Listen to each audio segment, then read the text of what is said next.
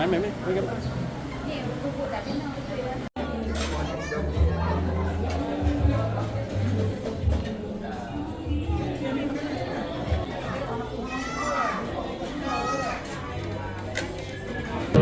makluman anda, rombongan daripada Negeri Sembilan Daju Seremban dan didatangkan juga daripada Alor-Star Kedah yang turut hadir bersama pada hari ini. Jadi kita sama-sama melalukan kedatangan kedua ibu dan ayah, Haji Syahrudin bin Mat Taib, itu ayah kepada pengantin perempuan, dan juga Puan Siti Fatimah binti Bakri, ibu kepada pengantin perempuan, dan juga seluruh kaum keluarga yang hadir bersama dipersilakan.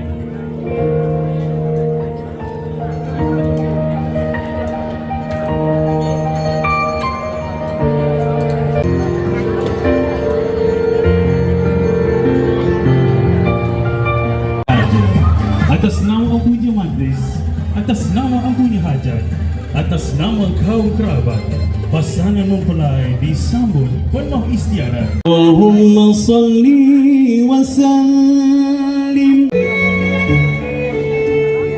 Dari hari mula permulaan, mata bertentang mata.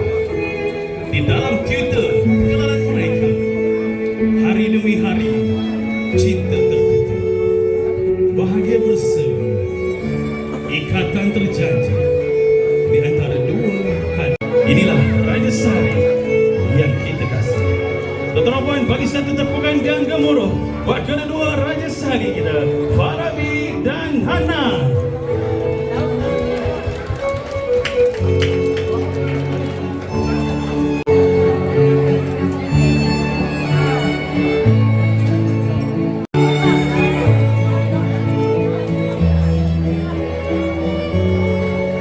Juga teringat selaku tuan rumah kita, Tuan Haji Ahmad Isa dan juga Haji Zaini, selaku tuan rumah kita dan mengelolakan kedatangan anda.